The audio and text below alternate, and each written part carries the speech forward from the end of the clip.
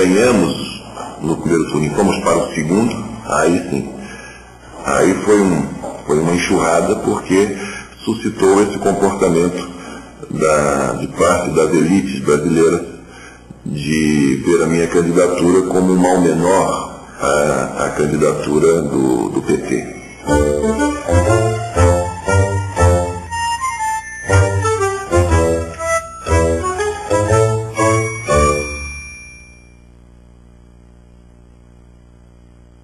Nós votamos em Collor. Ele não tinha defeito novo. O defeito dele era conhecido. Então ele conseguiu empolgar o país com uma falsa impressão de moralidade que logo se desfez no início do governo. Vamos juntos, minha gente. Vamos construir o Brasil novo. Agora chegou a nossa vez.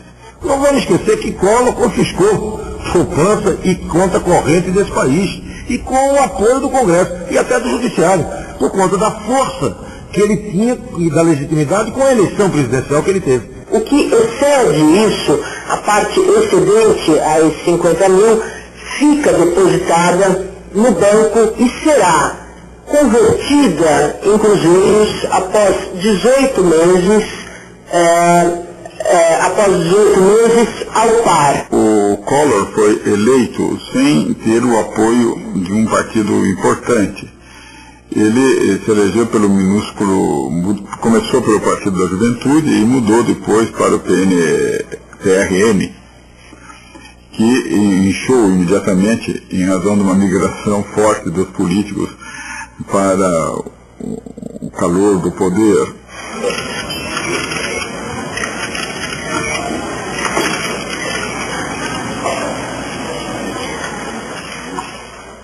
E até que um dia eu estou em Brasília e recebo um telefonema do deputado Hélio Costa.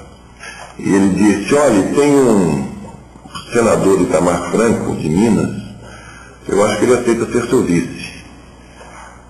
Aí eu falei: ah é? E que tal? Eu não conheço ele direito, o que ele faz? Ah, não, foi prefeito de Juiz de Fora, e é um senador que aqui no Senado fica atrapalhando muito a tramitação de projetos e tal, é um sujeito brigador. Interessante. Então tragam aqui, então ele trouxe. Eu era senador da República. Ele esteve no meu gabinete para fazer o convite. Mas eu tenho a impressão que ele deve ter convidado 100, 200, 300 pessoas antes de chegar à minha pessoa. Mas é que muita gente naquela época não acreditava que esse presidente viesse a ganhar as eleições. Possivelmente oporou-se por aquele motivo, não quiseram o serviço dele. Mas eu fui. É o seguinte, quando o Collor foi eleito, e nós apoiamos o Lula, não é isso? Chegamos à conclusão do seguinte: olha, nós vamos apoiar, mas nós não vamos nos comprometer. Nós não estamos no programa e nós vamos reservar o direito de saber o que faremos depois das eleições. Vamos apoiar votando eleitoralmente, porque não estávamos de acordo com o Collor, com as forças que apoiavam o Collor. Então, apoiamos o Lula. Bem, Lula perdeu. Não me convidaram pra essa festa pobre que homens armaram pra me convencer a pagar sem ver toda essa droga que já vem malhada antes de nascer. Brasil, mostra tua cara, quero ser quem paga pra gente ficar assim. Brasil, qual é o seu negócio? O nome do seu sócio, confia em mim.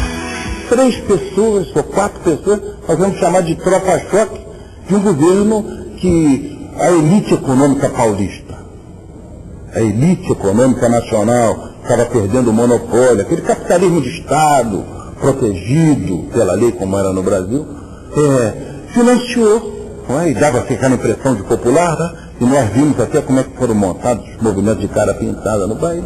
Dava aquela impressão que era um movimento popular, que nascia das massas, de bases populares. Não me deixem só. Eu preciso de vocês. Admitida a acusação contra o senhor Presidente da República por crimes de responsabilidade.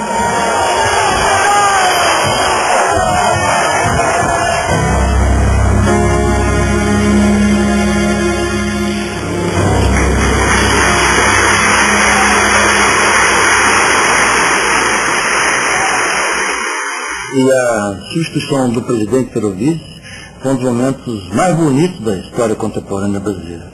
E isso foi bonito, a transição se deu pacífica, mas ela se deu complicada. Nós havíamos perdido a autoestima.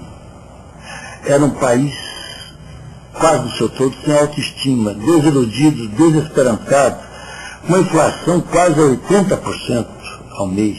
A base das políticas de alianças entre os partidos no Brasil é a mesma base que sempre ocorreu em toda a nossa história política, tanto vindo do Império, nos primeiros anos de República, etc. Quer dizer, o que é que nos interessa para continuar a sobrevivência da nossa dominação política, né? Então, são esses interesses, né, que os políticos tradicionais sabem muito bem definir, né? É o caráter desses interesses que irão definir as alianças. Tá na sua mão, na minha mão, na mão da gente, fazer de Fernando Henrique nosso presidente. Tá na sua mão, na minha mão, na mão da gente. O Brasil precisa muito da força da gente. O projeto é o projeto que nós fizemos a partir do PSDB. E esse nós, não pense você que é um conjunto muito grande de pessoas, não. São 30, 40 pessoas de várias procedências. A esse grupo se somou um setor do PFL, igual que eu ganhei em 94, o PMDB não ficou comigo. Mas eu fiz o PMDB entrar no governo. Eu quis que o PMDB entrasse no governo. Por quê? Porque eu precisava ter uma maioria mais ampla e porque era um partido que vinha de uma luta democrática. Todo o sistema republicano brasileiro é assim. Nenhum partido nunca chegou ao poder sozinho. Um político não pode deixar nunca de olhar para a correlação de forças. Ele tem que ver, posso ou não posso? Se eu não posso, eu tenho que criar forças para fazer o que eu quero. Você não precisa necessariamente ser do mesmo partido. O que você precisa ter são referenciais que sejam duradouros. Por exemplo, em cima de princípios éticos e morais duradouros, você pode fazer alianças pontuais. O presidente é obrigado a fazer permanentes acordos com os deputados, que dispõem de um poder de chantagem e de pressão bastante grande.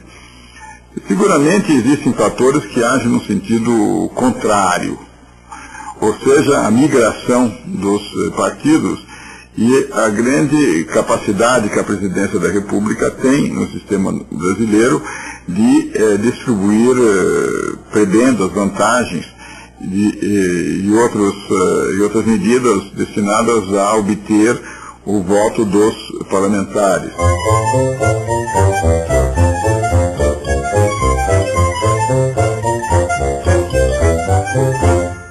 É a participação do cidadão que garante que essas alianças políticas espúrias não sejam realizadas acima dele. Mas só se o cidadão de fato estiver compenetrado e ativo para participar e para saber que a sua participação faz a diferença.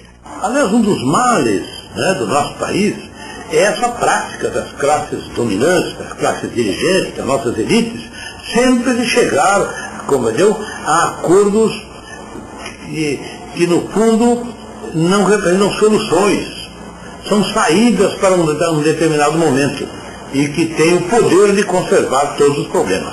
É isso que é visto como conciliação, muitas vezes é a democracia. E a elite brasileira, inclusive, transformou palavras novas da política. Você fala consenso, fora daqui é uma palavra nova. Aqui, consenso é como passar a perna no outro, acordo de liderança é como fazer o jogo não transparente.